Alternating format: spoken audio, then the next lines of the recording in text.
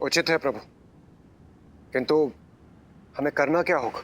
आप सभी को अपने वाहनों पर आरूढ़ होकर एक दौड़ में भाग लेना होगा, जिसका प्रारंभ कैलाश से होगा।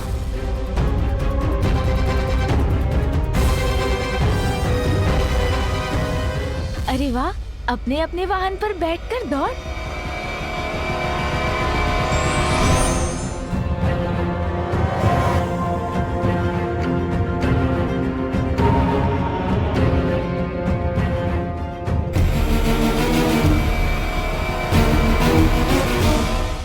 त्रिलोक में स्थित तीर्थ काशी, हरिद्वार, ऋषिकेश, गंगा, सागरपुरी, काशी और द्वारका, और फिर वहां से होते हुए पाताल के तीर्थ, राजावली का नगर, नागलोक, फिर स्वर्ग के तीर्थ, सूर्यलोक और नवग्रह मंडल के समस्त लोक, महरलोक, ब्रह्मलोक, वैकुंठ लोक और गोलोक से होते हुए वापस यहाँ लौटना होगा। किंतु ये कैसे ज्ञात होगा प्रभु कि इन तीर्थों को सभी ने छुआ है? कोई विजय की लालसा में बिना इन तीर्थों पर गए लौट आए तो?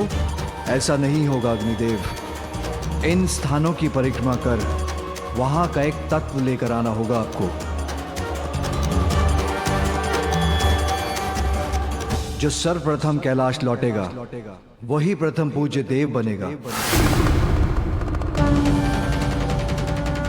इस प्रतिस्पर्धा के लिए मैं तैयार हूं।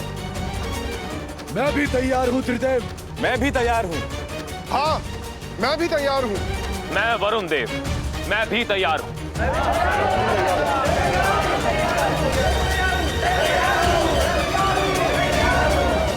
पुत्र कार्तिकेय, इस दौड़ में तुम भी भाग लोगे।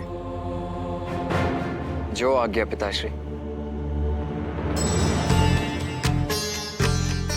प्रभु, और गजानन, क्या वो भाग नहीं लेगा स्पर्धा में? अब तो मेरे पास भी मेरा वाहन है।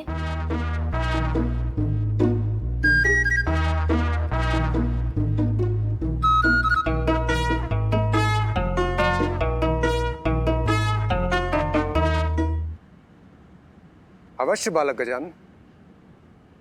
प्रभु, गजानन भी इस प्रतिस्पर्धा में भाग लेंगे।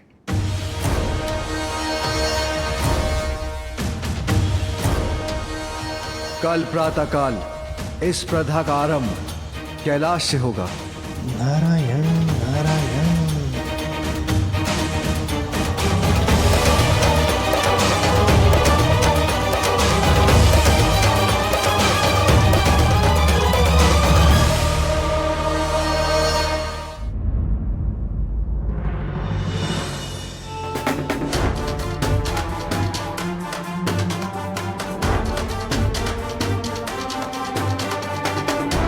पिताश्री, माँ, मुझे आशीष दीजिए। मैं इस प्रतियोगिता में सफल हूं।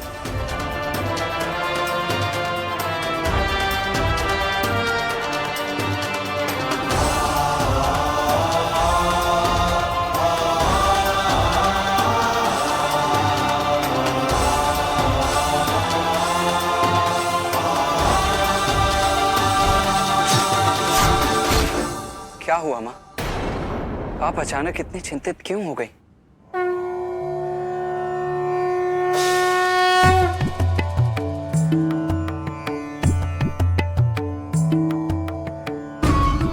पुत्र, देवताओं और असुरों के मध्य देवासुर संग्राम के रूप में अच्छाई और बुराई के मध्य जो निर्णायक स्पर्धा होने वाली है,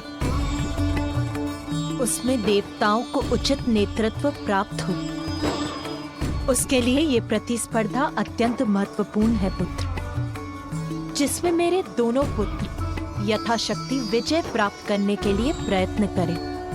ये मेरी इच्छा है। हाँ माँ, अवश्य करेंगे हम। और अब तो मेरे पास मेरा वाहन भी है। अरे भैया, अभी तक आपने मेरे वाहन मूषक जी से भेंट नहीं की है ना? मैं अभी मिलवाता हूँ आपको, आइए ना।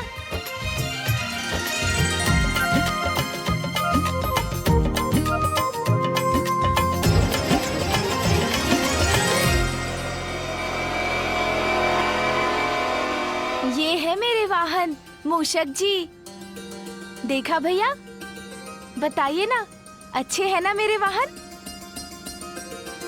अभी इन पर सवार होकर दिखाता हूँ मैं।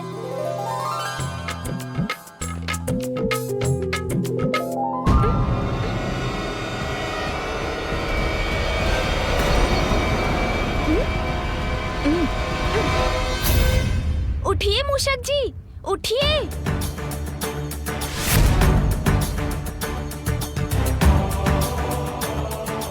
अरे मूषक जी उठिए ना। ये कैसा वाहन चुन लिया गजानन ने, जो उसका भार उठाने में भी असमर्थ है। कोई बात नहीं मूषक जी, इस बार अवश्य सफल होंगे आप। एक प्रयत्न और कीजिए। गजानन, तुमने अन्य देवताओं के वाहन देखे? उनको छोड़ो, मेरे वाहन मयूर के तीव्र वेग से तो तुम परिचित हो ना? उनसे तुम्हारा ये वाहन कैसे स्पर्धा करेगा? तुम्हें अभी एक दूसरा वाहन चुनना होगा। पुत्र कार्तिकेय,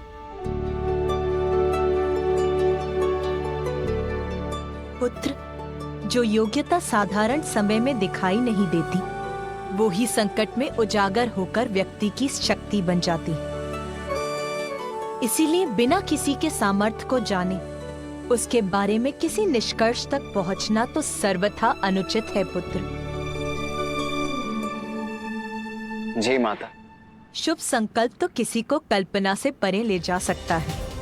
संभव है कल गजानन और उसका वाहन मूषक तुम्हें चकित कर दे पुत्र। इसीलिए कभी किसी को कम आंकने की भूल मत करना पुत्र।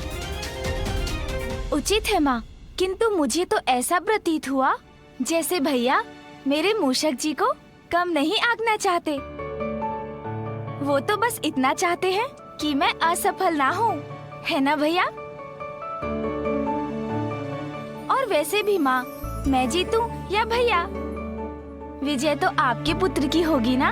हाँ पुत्र, कल भोर की प्रथम किरण के साथ देवताओं के बीच ये प्रतिस्पर्धा प्रारंभ होगी। इसीलिए तुम दोनों को तैयार रहना होगा पुत्र।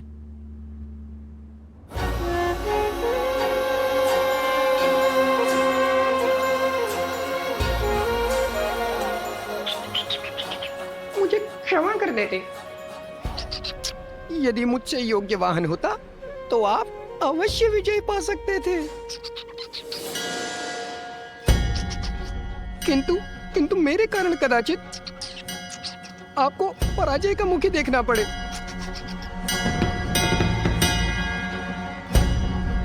चिंता मत कीजिए मूषक जी, कल जो भी हो, इस प्रतियोगिता में विजय तो महादेव पुत्र की ही होगी।